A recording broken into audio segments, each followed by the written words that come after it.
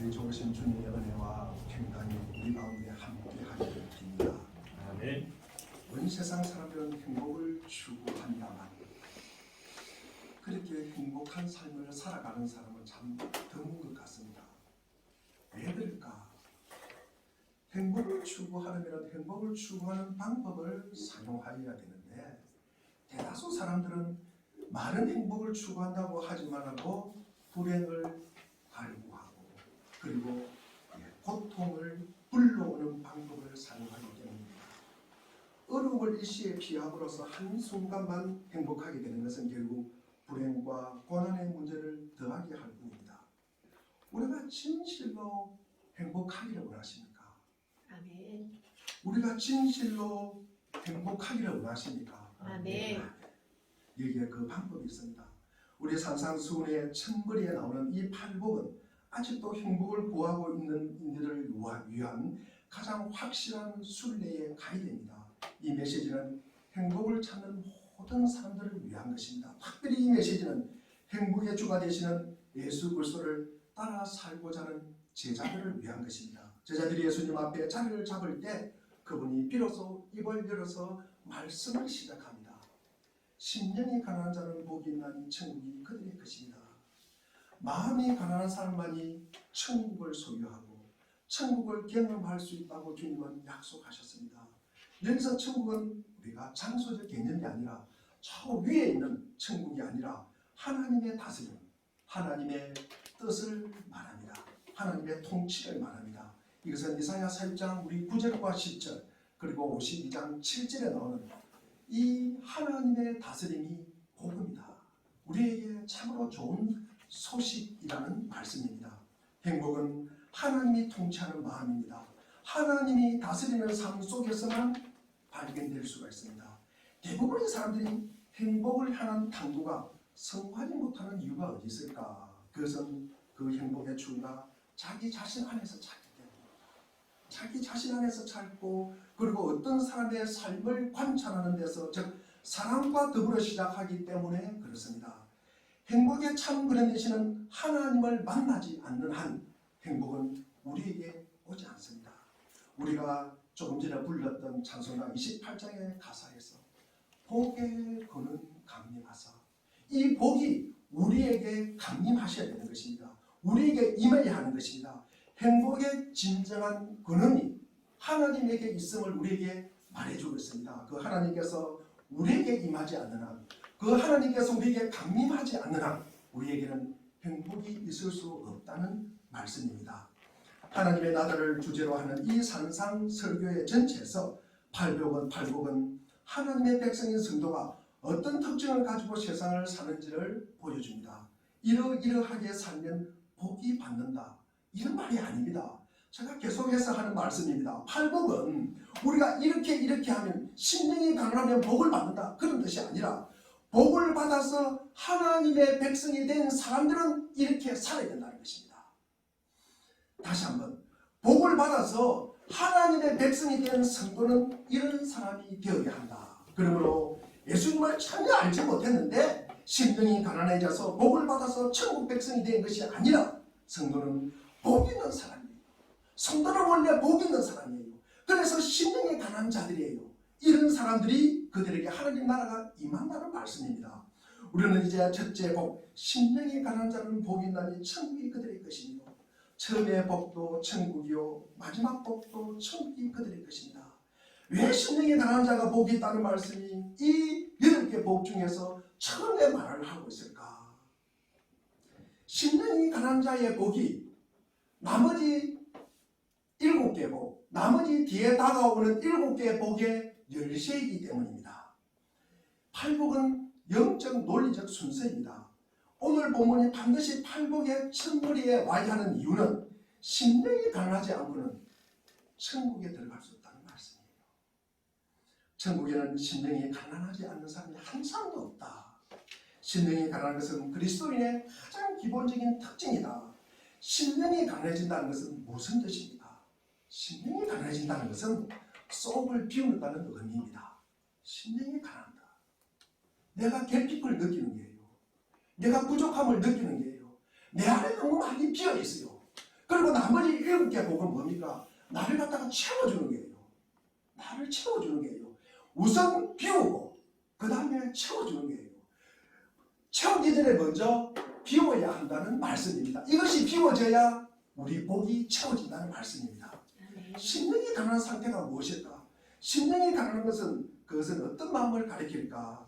제가 4가지로 말씀을 드리고자 합니다. 첫째로 심령의 가난은 물질적 가난을 뜻하는 것이 아니다. 심령의 가난은 물질의 상태와는 관계가 없습니다. 주께서는 물질적으로 가난한 자는 복이 있다고 이렇게 말씀하지 않았습니다. 심령이 가난한 자가 복이 있다고 말씀하십니다. 우리는 가난이라고 하면 물질적 상태를 먼저 연상을 하게 됩니다. 그러나 주님은 물질의 가난이 아닌 이 심령의 가난을 우리에게 말씀하고 있습니다. 물질이 가난해도 마음이 가난하지 못한 사람들이 있어요. 물질이 가난한데 마음이 가난하지 못하면요, 우리가 남이 베푸는 것을 받아들일 수가 없습니다. 남이 베푸는 것을 받아들일 수가 없어요. 나는 물질이 너무 가난해요. 그러나 남이 도와주는 건 너무 싫어요. 왜 그럴까? 이거는 열등감 때문에 그렇습니다. 열등감 때문에. 내가 기까지도 너에게 받아. 내가 너가 주는 걸 받아 먹어. 그런 생각을 하는 거예요. 이거는 열등감입니다. 그 열등감 속에 시달리는 거예요. 다른 사람들이 베푸는 그 도움을 갖다가 아주 부정적으로만 받아들이는 거예요. 그러면 받아들이고 이해하고 관계를 맺기가 참 어렵습니다. 우리 북한 동포가 아마 이런 것 같습니다. 그러면서 이들은요, 배우는데 매우 소극적입니다. 남이 배우려고 가르치려고 하면은요, 그것을 갖다가 지시라고 생각해요. 그것을 명령이라고 받아들이는 거예요. 그러니까 이 배우는 것은 당연히 기분 나쁜 거예요. 싫은 거예요. 그래서 남이 하는 이야기를 잘 듣지는 못해요. 남이 하는 이야기를, 하나님의 말씀도 마찬가지입니다. 하나님의 말씀을 잘 안 들으려고 그래요. 그러면요, 날마다 그 자리입니다. 제자리입니다. 발전이 없어요. 성숙이 없어요. 우리가 다른 사람과의 관계도 공감하지를 못하고요, 주님과의 관계에서도 이 영성이 바닥이라는 거죠. 이게 영적 성숙이 어렵게 되는 것입니다. 우리가 물질은 부유한데 마음이 가난할 수 있잖아요. 물질은 아주 부유하다. 그런데 마음이 가난해요. 그러면 뭡니까? 나에게 늘 채워주기를 바라요. 이런 분이 누구일까? 우리 성경에 찾아보니까 바울의 전도를 받고 예수님을 믿게 되었던 이 골로새라는 도시에 살던 부자입니다. 누구입니까? 빌레몬이라는 사람이에요. 빌레몬스 우리가 1장 2절을 갖다가 한번 보겠습니다. 빌레몬스 1장 2절. 빌레몬스 1장 2절에 보면은 우리 내 집에 있는 교회에게 편지하노라. 이 빌레몬이라는 사람은 이 바울의 전도를 받고 예수님을 믿고 자기 집을 예배처소로 내놓습니다. 우리가 돈을 내놓는 것이 차라리 아마 더 쉬운 일입니다. 그러나 자기 집을 예배처소로 내놓는 것은 참 어렵습니다. 자기 사생활의 침해를 받을 수밖에 없잖아요. 가난한 사람들이 자기 집에 와서 집안을 갖다가 더럽히고 나무르지 않습니다. 뭐라고 할 수가 없습니다. 집안에 있는 가구들보다도 집안에 드나드는 이런 사람들의 영혼이 더 소중하다고 여기는 것입니다. 그들을 섬기며 그들과 함께 하나님을 찬양하며 교제하는 것이 더 좋다고 여기는 사람입니다. 그는 마음이 가난했습니다. 물질은 부유했지만 여전히 마음은 가난했다는 거죠. 마음이 가난해야 우리가 받아들일 수 있는 오픈된다는 말씀입니다. 우리가 물질이 부유해도 마음이 가난하지 못한 사람들이 있어요. 이런 사람들은 우리 공관복음에 나옵니다. 우리 마태복음 19장, 마가복음 10장, 누가복음 18장에 보면 부자 청년 이야기가 나와요. 이 부자 청년은 물질을 아주 많이 가지고 있었습니다. 그런데 우리 마태복음 19장 16절에 보니까 어떤 사람이 와서 이르되 선생님이여, 내가 무슨 선한 일을 하여야 영생을 얻으리이까. 이 부자 청년은 영생에 관심이 있어요. 하나님께 관심이 있고 구원에 관심이 있어요. 그리고 천국에도 관심이 있다는 말씀입니다. 그러나 예수님은 그 청년의 마음속에 이 영생보다도 부자보다도 구원보다도 그리고 천국보다도 더 소중하게 가지고 있는 마음이 있었다는 거예요. 그것을 갖다 내려놓으라는 거예요. 그것을 내려놓으라. 그것을 내려놓지 않느냐 구원도 영생도 천국도 후순위로 밀리게 된다는 말씀입니다. 그것은 물질의 소유에 대한 관심이에요. 물질이 그의 우상이 되었습니다. 이 우상이 허물어지지 않는 한 그가 살아계신 하나님을 경험하는 데 어려움을 겪게 된다는 말씀입니다. 그래서 그분은 우상을 포기하라고 요구하십니다.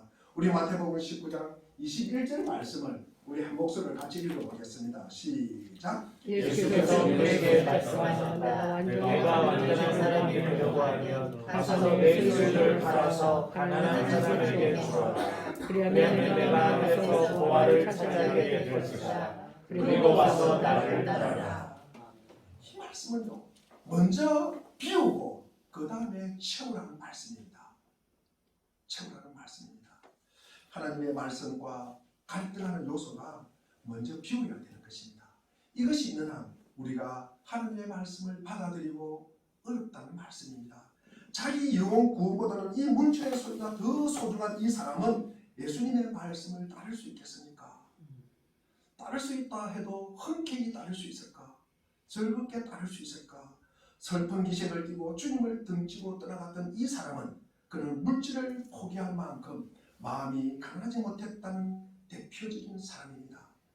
둘째로 심령의 가난함은 인위적인 자기 비하를 뜻하지 않는다. 여러분은 마음이 가난한 사람이라고 하면 어떤 이미지가 떠오릅니까? 괜히 절절매고요. 항상 사람들 앞에서 굽신굽신하는 사람을 연상합니까?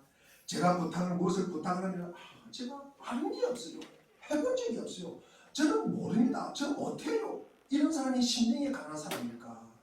바울은 이런 겸손은 바람직하지 못하고 말씀합니다. 바울은 골로새서 2장 18절에 이것을 일컬어 일물로 겸손하게 한 것이다. 겸손한 것이다. 헛되이 과장이라고 질책을 합니다. 이것은 율법주의적 위선과도 통하는 것입니다. 이것은 율법주의와 그리고 예수님은 이런 사람을 외식하는 자라고 말씀하십니다. 말로만 겸손해요. 그리고 제스처로만 겸손합니다. 주님께서는 이런 유행의 겸손을 추구하는 사람을 가르쳐서 마음이 가난한 사람이라고 말씀하지를 않습니다. 그 사람이 얼마나 겸허할 수 있느냐는 그 사람의 말이나 그 사람의 어떤 제스처가 아니라 그 사람의 행동을 통해서는 우리는 알 수가 있는 것입니다. 미국에 유명한 이 전도자 무디 목사님이 계십니다. 이분이 어느 도시에 전도 집회를 하기로 되어 있었습니다. 그런데 한 2시간 일찍 와서 그 지역의 방송과 신문에 인터뷰를 하게 되었습니다. 그렇게 하기로 되어 있는데 이분이 늦게 오셨어요. 늦게 와서 그냥 바로 인터뷰를 하지 않고 집회를 하게 되었습니다. 그러니까 이 신문과 방송들이 좋아하잖아요. 건수를 잡았잖아요. 그래서 아니 약속을 지키지 못하는 자가 무슨 전도를 한다고, 전도 집회를 한다고 그러면서 교만한 전도자 무디라는 이 비판적인 기사를 갖다가 실기를 실었습니다. 그때 옆에 있던 참모들이 무디 목사님에게 이야기를 합니다. 화나지 않습니까? 무슨 말이라도 하셔야죠. 이러니까 이 무디 목사님께서 한마디 합니다. 몰라서 그래. 진짜 나를 알면 그렇게 안 써. 나는 그보다도 훨씬 더 교만한 인간인 것을. 자기가 겸손하다고 생각하는 사람이 최고로 겸손하지 못한 사람입니다. 자기가 겸손하다고 생각하는 그 순간에 그런 겸손의 미덕을 모두 잃어버리는 것입니다. 심령이 가난함, 이것은 결코 인위적인 자기 비하를 뜻하는 것이 아닙니다. 그러면 어떤 마음이 가난일까? 여기서 가난하다는 이 헬라의 푸토코스는 보통 가난이 아닙니다. 철저한 가난입니다. 어느 누구와 비교한 상대적으로 내가 좀 덜 가진 상대적 가난을 뜻하는 것이 아닙니다. 주님께서 말씀하시는 가난은 절대적 가난, 파산지경에 이른 가난입니다. 따라서 이러한 궁지에 처한 사람은 다른 사람의 도움에 의지하지 않고는 결코 그 생존 자체가 불가능한 사람이에요. 여기서 한 걸음 더 나아가서 이 가난한 사람은 자기를 도울 수 있는 사람을 갖다가 흠모하는 사람이에요. 자기를 도와주는 사람을 사모하는 사람이라는 것입니다. 그리고 자기를 도울 수 있는 이 부유한 사람을 의존하는 사람이에요. 이것이 가난한 사람이라는 거예요. 가난한 사람입니다. 가난은 늘 궁핍한 것입니다. 부족함을 느끼는 것입니다. 그래서 뭐가 필요해요? 뭐가 필요한 거예요. 그래서 우리가 가난의 반대가 뭘까? 물론 풍부함이죠. 풍부함이에요. 그러나 그보다 우리가 한 걸음 더 나아가서 가난의 반대가 뭐냐고 그러면은 자만이라는 거죠. 자기 만족이라는 말씀입니다. 자기 만족은요, 이게 가난과 반대가 되는 말씀이에요. 우리는 뭔가 채워져야 내가 이것으로 내가 충분하다, 내가 이것으로 만족한다는 것이 아니라 내가 부족한데 내가 결핍을 가지는데 여기에 뭔가 채워주고 내가 뭐가 보태져야 내가 완전해진다고 생각하는 거예요. 이것이 심령이 가난한 자의 모습이라는 말씀입니다. 즉 자기 자신에 대한 태도로서 자기가 무엇인가를 필요로 하는 것이 있음을 알고 깨닫고 느끼고 경험하는 것입니다. 제가 이것을 영적으로 우리가 적용해 보면은 우리가 구원받는데 하나님 앞에 나는 구원받을 자격이 충분히 있습니다 라고 주장하는 사람이 있다고 한번 생각해 보십시오. 나 이런 사람은 이런 말을 할 것입니다. 나 구원하지 않으면 나 화낼 거야. 나 구원하지 않으면은 하나님 나라 손해야. 하나님 나라 손해. 여기서 아마 내가 구원을 안 받으면은 여기에 아마 구원받을 사람이 아무도 없을 거야. 뭐 이런 말 있잖아요. 늘 자기 만족에 충만한 사람, 다른 도움이 전혀 필요 없다고 생각하는 사람, 나의 행실, 나의 의를 가지고 전능하신 하나님 앞에 당당히 나설 수 있는 사람이 누가 있을까? 로마서 3장 10절에 보니까 의는 없나니 하나도 없다라고 성경은 말씀하고 있습니다. 내가 최고라고 잘하는 나의 의가 하나님 보시기에 배설물에 지나지 않는다고 성경은 가르치고 있습니다. 나의 의, 나의 선을 가지고 하나님 앞에 설 사람은 아무도 없습니다. 그래서 나는 내 불의를 알기에 어려우신 하나님 앞에 달려가는 것입니다. 그리고 어려우신 하나님을 의지하는 것입니다. 주께서는 이런 죄인된 자기 상태를 인정하고 주님 앞에 나와 어려우신 그분의 의지하는 자를 어렵다고 칭하여 주십니다. 이렇게 하나님을 의지하는 사람이 심령이 가난한 사람입니다. 이것은 구원의 사건의 말 우리가 적용되는 것이 아니라 우리의 일상의 삶 속에서 우리 하루하루 살아가는 이 승리의 삶을 갖다가 살아가는 삶 속에서도 이것은 반드시 적용이 됩니다. 내 도덕적인 결단만 가지고 그리고 내 능력으로 내 힘으로 승리의 삶을 하나님을 기쁘시게 하는 삶을 살 수 있다고 믿으십니까? 지금까지 우리는 이러한 노력을 부단히 해왔습니다. 저도 마찬가지고 누구도 마찬가지입니다. 지금까지 우리는 그렇게 했지만 항상 실패했습니다. 내 행동이 내 노력이 나를 세울 수 없다는 사실 때문에 우리는 주님 앞에 은혜를 구하는 거예요. 그분 앞에 자비를 구하는 것입니다.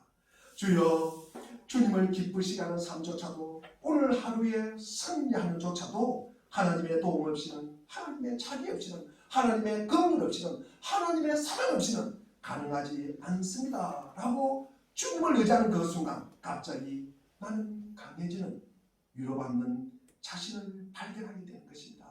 나의 부족함을 알기에 충만하신 그분에게 달려가는 사람, 나의 불의를 알기에 어려우신 주님께로 달려갈 줄 아는 사람, 나의 부전을 알기에 거룩하신 그분에게 달려가서 그 하나님의 거룩과 그 하나님의 영광과 그 하나님의 능력을 사모하며 그분을 기대하는 사람, 이것이 바로 심령이 강한 사람입니다.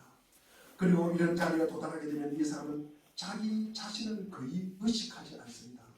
우리는 성경에서 사무엘하 6장에 보면은 하나님의 개가 다윗성으로 들어옵니다. 다윗이 어떻게 했습니까? 우리 6장 14절을 한번 볼까요? 우리 사무엘하 6장 14절입니다. 시작. 그리고 다윗은 못으로 만든 애보하는 걸고 주님 앞에서 오늘날 힘차게 춤을 추었다. 이게 못으로 만든 애보, 이 속옷을 이야기합니다. 그러니까 이 다윗이 겉옷이 벗겨질 정도로 춤을 추었다. 공동 번역에 보니까 덩실덩실 춤을 추었다. 남을 의식하고 다른 사람을 의식하면 이러지 못했을 것입니다. 오직 그가 하나님을 바라보고 하나님을 의존하고 하나님만을 의식하기 때문에 이렇게 나이든 왕이 춤을 출 수가 있었다는 것입니다. 이것을 비아냥하는 사람이 누굽니까?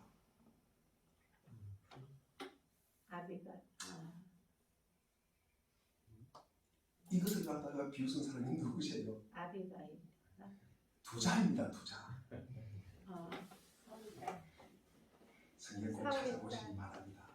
자, 그는 자기의 부요하기 때문에 자기를 부요하게 하시고 자기를 채우시는 하나님을 향한 열망으로 가득 차 있었습니다. 이것이 심령이 강한 사람의 모습입니다. 아직 내가 나를 의식하는 자리에서 벗어나지 못하고 있다면 이 사람은 심령이 강한 상태에 이르지 못했다고 말할 수가 있습니다. 세 번째로 어떻게 이 심령이 가난한 사람이 될 수 있는가? 하나님의 눈으로 평가해야 된다는 것입니다. 내 눈으로 평가하는 것이 아니라 이웃의 눈으로, 이웃의 잣대로 나를 평가하는 것이 아니라 이 사회의 요구에 따라서, 기준에 따라서 내 인생을 평가하는 것이 아니라 하나님의 눈으로 나를 평가해 보신 적이 있습니까? 그때 나는 어떤 사람이었습니까? 구약 성경에 이사야라는 사람이 있습니다. 그는 궁중을 마음대로 출입할 수 있는 귀족 관리의 아들입니다. 그는 경건한 사람입니다. 그 시대 많은 청년처럼 도덕적 허무주의에도 빠지지 않고 그는 도덕적으로 매우 깨끗한 사람이었습니다. 그러나 그 나라 왕인 우시아가 죽던 날 비통한 심정으로 성전에 들어갔는데 예배를 드리는 순간 하나님의 임재가 충만하였습니다. 주께서 높이 들린 보좌에 앉으셨는데 그의 옷자락이 성전에 가득하였다.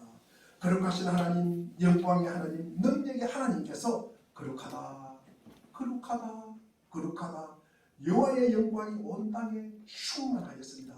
내가 거룩하신 주님 앞에 서 있다는 사실을 깨닫는 순간에 그는 거룩하신 하나님 앞에 상대적으로 거룩하지 못한 자신의 모습을 보게 된 것입니다. 그의 입술에 큰 고백이 쏟아져 나옵니다. 이사야 6장 5절에 보니까 나는 부서졌다.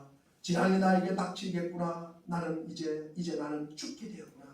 나의 입술이 부족한 사람인데 입술이 부족한 백성 가운데 살고 있으면서 왕이신 만군의 주님을 만나 뵙다니.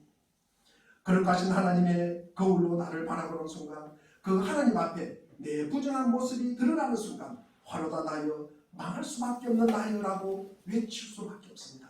이것이 바로 하나님의 눈으로 바라본 자신의 모습입니다. 신약의 베드로를 보십시오. 누가복음 5장 1절부터 11절을 보면 그는 갈릴리 방에서 그물을 내려 고기를 잡던 순박한 어부입니다. 그는 도덕적으로 특별히 질이 나쁜 죄를 범한 사람이 아니었습니다. 어느 날 그는 그물을 내려가며 밤새도록 고기를 잡았지만 그날따라 한 마리 고기를 잡지 못해서 허탈해하고 있는 그에게 그 곁에 나사렛 예수께서 찾아왔습니다. 그분은 바다를 모르는 목수입니다. 그러나 그분은 시몬 베드로에게 좀 더 깊은 곳에 가서 그물을 내려보아라고 말씀하십니다. 그래서 시몬 베드로가 이렇게 대답합니다. 말씀에 의지하여 그물을 한번 내려보겠습니다. 그리고 좀 더 깊은 곳에 나가 그물을 내리는 순간 그물이 찢어지도록 많은 고기를 잡았다. 이상하네. 무슨 이런 일이 희한하네. 우연이네. 그렇게 말할 것도 한데 이 시몬 베드로는 전혀 엉뚱한 고백을 합니다. 누가복음 5장 8절에 보니까 주여 나를 떠나소서 나는 지인입니다. 왜 이런 고백이 나왔을까? 바다 깊은 곳을 보지도 않고 희야를 아시는 저분, 고기떼의 흐름의 행방을 아시는 저분은 누구일까? 더 이상 그분은 자기 앞에 서 있는 존경할 만한 스승이 아니라 바로 전지전능하신 하나님이라는 것입니다. 하나님 앞에 서는 순간 바다 깊은 곳을 아시는 전지전능하신 그분 앞에 서는 순간 바다의 저 깊은 곳을 희야를 아시고 고기떼의 흐름을 아시는 저분, 고기떼를 몰고 오시는 저분, 내 과거를 모르실까? 나의 은밀한 죄를 모르실까? 내 부끄러움을 모르실까? 주여 나를 떠나소서 나는 죄인입니다. 살아계신 하나님의 눈으로 자신을 바라보는 사람마다 그의 심령 깊은 곳에서 이 고백이 흘러나올 수밖에 없습니다. 이것은 인위적인 고백이 아닙니다. 전능자의 거울 앞에 서는 사람마다 이 고백을 쏟아낼 수밖에 없습니다. 주여 나는 죄인입니다. 우리 물된 동상교 교회 여러분, 이 하나님의 눈으로 자신을 바라본 적이 있습니까? 이러한 사람은 결코 교만할 수가 없습니다. 심령이 가난해지기를 원하십니까? 전능자의 눈으로 자기 자신을 바라보시기를 바랍니다. 네 번째로 어떻게 심령이 가난한 사람이 될 수 있을까? 전능하신 하나님의 도움과 기대를 받아들이십시오. 폴 투니에라는 사람은 이 크리스찬 의사가 쓴 책을 보면 교만한 사람은 선물을 받을 수 있는 사람이다. 남의 도움을 받을 수 없는 사람, 그것을 수용할 수 없는 사람이 가장 교만한 사람이라고 지적을 합니다. 정말 그렇구나. 자신이 부족한 것을 인정할 줄 모르고 도움을 받을 수 없는 사람이라면 정말 그것은 교만한 사람이다. 거지처럼 어떻게든 남의 도움만으로 살아가겠다는 것도 문제이지만 나는 절대로 남의 도움을 안 받아. 이것은 더 큰 문제입니다. 왜냐하면 도움을 받는 것은 갑이 아니라 자신이 을이라고 생각하기 때문입니다. 이게 바로 무엇입니까? 열등감이에요. 열등감에 시달려 사는 거예요. 타인과의 관계에서 본인이 항상 우위만을 점하고 싶은 거예요. 그러면 타인과의 관계에 문제가 생깁니다. 여러분 좀 이따가 우리 명절이 되는데 형제간에도 마찬가지예요. 우리 배우자 간에도 마찬가지고 친구들 사이도 마찬가지고 직장 동료들 사이도 마찬가지입니다. 내가 늘 갑의 자리에서 갑질만 한다 그러면은 누가 그와 같은 사람과 함께 하고 싶겠어요? 1분 1초도 그런 사람하고 같이 있고 싶어 하지는 않습니다. 우리 그리스도인들은 하나님의 도움과 이웃의 도움을 감사함으로 받아들이고 나도 그런 상황에서 연약하고 부족한 이웃을 섬기는 자들입니다. 이런 자들이 그리스도인입니다. 이사야가 이런 고백을 합니다. 화로다 나의 마음이 되었도다. 자신이 죄인임을 발견하고 있는 모습 그대로 주님 앞에 내놓고 용서를 구하는 그 순간 주께서 말씀하십니다. 우리 이사야 6장 7절에 보니까 내 악이 지하여졌고 내 죄가 사하여졌다. 우리 한번 읽어보겠습니다. 시작. 그것을 너희에게 들고 말하였다. 이것이 너희 죄에 닿았으니 너희 악은 사라지고 너희 죄는 사하여졌다. 용서가 선포되었습니다. 그러나 거기서 끝나지 않습니다. 하나님의 용서를 받아들이고 있었던 이 이사야를 향해서 주님께서 계속 말씀하십니다. 우리 8절 한번 읽어보겠습니다. 8절 시작. 그때 나는 주님께서 말씀하신 것을 보라. 내가 우리를 보내라. 누가 우리를 대신할 것인가. 내가 여자 제가 여기 있으니까 저를 보내 주십시오. 내가 누구를 보낼까? 누가 우리를 대신하여 갈 것인가? 이 하나님을 만난 사람, 이 하나님께 받은 이 은혜를 전해야 되잖아요. 하나님의 용서를 받아들이고 치료와 회복을 받아들이는 사람, 그를 통하여 이 용서의 복음을 선포할 사람들을 부르십니다. 이것은 이사야에 대한 기대입니다. 믿음의 사람에 대한 기대입니다. 그리스도인에 대한 기대입니다. 이 기대 앞에 이사야는 어떻게 대답합니까? 용서받기 전에 돌아가서 하나님, 제가 망할 사람이잖아요. 제가 죽을 사람이잖아요. 저는 아무것도 모릅니다. 내가 어떻게 무슨 일을 하겠습니까? 나 못해요. 이렇게 응답하지 않았다는 것입니다. 주님을 만난 사람, 주님의 은혜를 깨닫는 사람은 어떻게 응답하겠습니까? 조금 전에 8절에 말미에 본 것처럼 제가 여기 있습니다. 나를 보내소서. 자기가 무능한 이 죄인임을 알고 하나님의 은혜와 사랑을 받은 자, 그 사람은 또 사명을 즐겁게 감당한다는 말씀입니다. 나를 용서하신 주님, 나를 새롭게 하신 주님, 주님이 원하시면 나를 사용하여 주십시오. 이제 나를 보내십시오. 이 하나님의 손길을 받아들이고 그 손길 안에 자신을 맡길 수 있는 사람, 이 사람이 바로 신분이 강한 사람입니다. 우리 베드로 사건, 조금 전에 본 베드로 사건을 조금 더 보겠습니다. 주여 나를 떠나소서 나는 죄인이로소이다. 자신이 죄인임을 고백하며 전능자 앞에 자기 과거를 털어놓고 있던 베드로를 향하여 주님은 어떻게 하셨습니까? 성경에 자신이 묘사되어 있지 않지만 주께서는 한없이 연민과 자비로 그 제자를 보고 계셨을 것입니다. 그리고 용서에 몸짓입니다. 그리고 주께서 아마 빙그레 웃으시면서 베드로를 향하여 말씀하셨을 것입니다. 베드로야 일어나라. 그리고 나를 따라오너라. 이제 후로는 네가 사람을 뭐한다? 낚는 어부가 되어라. 사람을 낚는 어부가 되어라. 고기를 낚는 어부가 아니라 사람을 낚는 어부가 되어라. 이제부터는 네가 사람을 만나서 사람을 변화시켜야 해. 그리고 사람을 구원해야 해. 그리고 사람들을 섬겨야 해. 베드로는 말할 것입니다. 제가요? 아니 저같이 무능한 사람이요? 저 못해요. 저 무능한 거 저 조금 더 잘 알잖아요. 나는 부족한 사람이에요. 라고 응답하지 않았습니다. 그 대신 베드로는 나의 모든 것을 아시는 주님, 그러고도 나를 받아주시고 나를 수용하여 주신 주님이 원하신다면 할 수가 있습니다. 라고 대답합니다. 이제 사람들을 변화시키는 새로운 사람을 위하여 일어나 그물을 버려두고 예수님을 따르기 시작합니다. 그리고 그는 하나님의 도우심과 하나님의 기대를 받아들였습니다. 심령이 가난한 사람은 자기 상태를 인식하되 그것 때문에 주 앞에서 몰려나는 것이 아니라 움츠리는 것이 아니라 주님의 용서를 받아들이고 주님의 기대를 수용하며 하나님의 기대 앞에 자신을 내어 맡길 수 있는 사람입니다. 이런 사람이 심령이 가난한 사람들입니다. 그러므로 심령이 가난한 자는 복이 있나니라는 구절은 자신의 절대적인 무능력을 알고 전적으로 하나님만 의지하는 자는 복이 있나니라는 의미입니다. 우리가 자신의 절대적 무능력을 알고 하나님을 철저히 의지한다면 두 가지 일이 우리 삶 속에 우리 범주 안에 들어오게 될 것입니다. 나의 일이 아니라 이것이 나의 일로 받아들이게 되는 것입니다. 첫째, 우리는 세상 것과는 분리될 것입니다.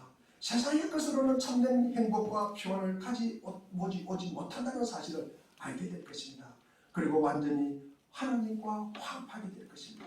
하나님만이 도움을 주실 수 있고 희망과 힘을 주실 수 있음을 알기 때문입니다. 심령이 가난한 사람이란 세상의 것들을 무의미하고 하나님만이 모든 것에 의미가 되심을 아는 자입니다. 그렇다고 현실적인 물질의 빈곤이 좋은 것이라고는 절대로 우리 주님께서 말씀하지 않았습니다. 물질적 가난이 좋은 것 아닙니다. 예수님께서 빈민굴에 사는 것은 축복이다 이렇게 말씀하지 않았습니다.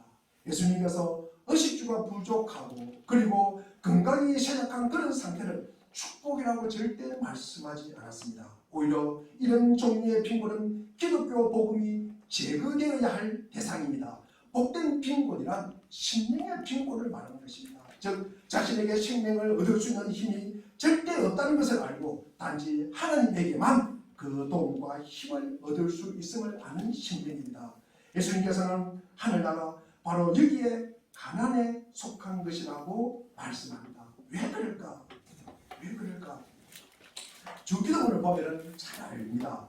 우리 6장 10절을 우리가 한번 읽어보겠습니다. 우리 주기도문이 6장 10절입니다. 시작. 그 나라를 대하여 주시며 그 뜻을 하늘에서 이루신 같이 땅에서도 이루어 주십시오. 하나님의 나라가 임하시며 뜻이 하늘에서 이룬 같이 땅에서도 이루어집니다. 여기서 하나님의 나라는 하나님의 뜻이 하늘에서 이룬 같이 땅에서도 완전히 이루어지는 사례입니다.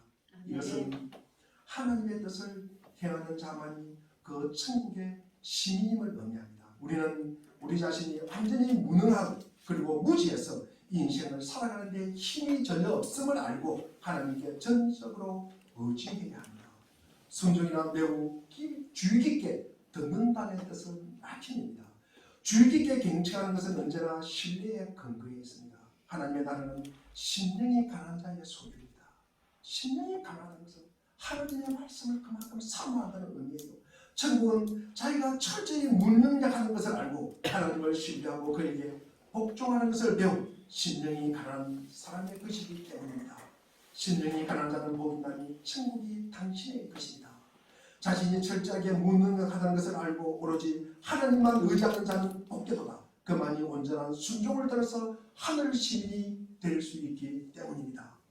우리 찬송가 494장 3절에 보면은 빈손 들고 앞에가 십자가를 붙드네 의가 없는 자라도 도와주시니 바라고 생명샘에 나아가 마음을 씻어주소서. 내가 불의하기 때문에 어려우신 주님 앞에 달려가는 것입니다. 내가 부정하기 때문에 거룩하신 주님 앞에 달려갑니다. 그러면 나의 거룩하고 불의하신 주님은 나에게 구원을 선포하시고 그분을 의지할 때 나를 도와주십니다. 여기에 심령이 가난한 자의 복이 임할 것입니다. 심령이 가난한 자는 복이 나니 천국이 저희될 것입니다. 여기서 강조되는 단어가 저희될 것이라는 말입니다. 그래서 더 정확하게 번역하는 천국이 저희들만의 것이다 라는 의미입니다. 마음이 가난한 사람, 이 사람들만 천국을 소유할 것입니다. 심령이 가난한 자들은 천국을 경험할 것입니다. 그들이 하나님의 다스림과 통치를 경험할 것입니다. 이제 주께서 나를 다스려 주옵소서. 주께서 나를 새롭게 빚어 주옵소서. 심령이 가난한 자는 복이 나니 천국이 여러분의 것이 될 것입니다. 기도하겠습니다. 하나님